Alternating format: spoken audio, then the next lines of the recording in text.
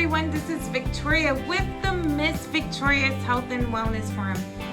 We are just not getting over this coronavirus outbreak, man. I mean, what do you think? I mean, did you see that video that I posted yesterday about the coronavirus and how is it transmitting within the population? You guys must be wondering that why did I do a video like that, but it had is after that. So today I want to go ahead and I want to offer you a recap on how we can help fight against upper respiratory infections and what I do myself to keep myself healthy in a holistic manner. So in one of my previous segments, we went ahead and we talked about how to fight against colds and flus. Do you remember that? It's actually one of my very first videos that I did. But today we're going to go ahead and we're going to show you some of my go-tos and my staff picks on how to fight against upper respiratory infections and viruses like the coronavirus. So first, you know that you go into every pharmacy, or you can go into any health food store and you can find something there to help you feel better when you're coming down with something, right? Well, I prefer to use something that is going to provide significant support to my immune system. The first thing that I use is elderberry syrup, like this. And one thing about the elderberry syrup is that I try to make sure that it's one elderberry syrup that is going to help me fight against a cold or flu virus, okay? And that is going to also help me fight against cardiovascular disease and possible urinary tract infections that we all get. See, the grandma's cold and cold syrup that we manufacture is said to be one of the purest. It's undiluted and is a form of elderberry that I am very proud of. So I'm going to show you what I am talking about right now, okay?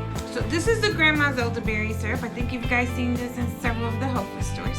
And the reason that I make my elderberry syrup so thick, don't worry, I'm going to dig it, is because I do not want to dilute the strength by adding any kind of vegetable glycerin or water. Now, if you wish, you can add apple cider vinegar to help with some extra flow and immunity, but I prefer to take it in its purest form.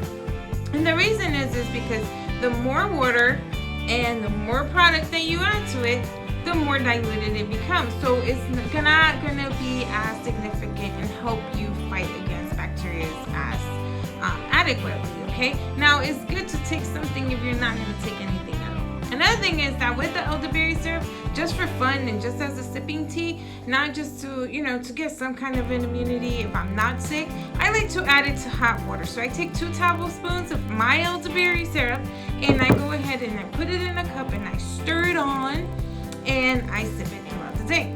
I'm gonna lick this off. Another thing is my my cold and flu tea. And everybody knows that I love to blend teas.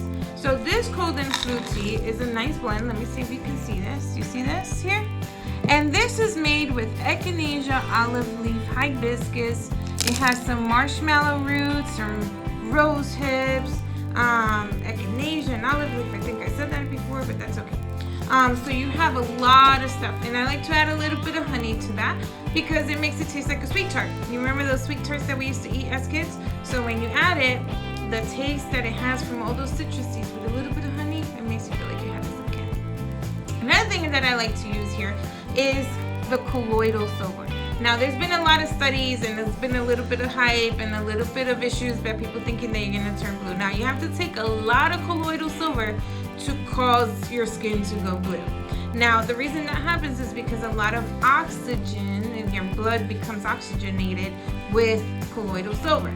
But there has been a lot of studies that have proven that colloidal silver has the ability to help fight against bacterial infections and viruses and any kinds of colds and flus. Now, if you think that I have provided you some helpful tips, and if you have some that may be helpful and you would like me to talk about, go ahead and please comment on the box below and give me some of your insight and things that you may be using to help boost your immunity when we have all these kinds of crazy viruses going around. Please like this video, share it, tag somebody you love to make sure they stay healthy, and keep me posted, okay? And don't forget, subscribe to my channel. I have more health and wellness tips.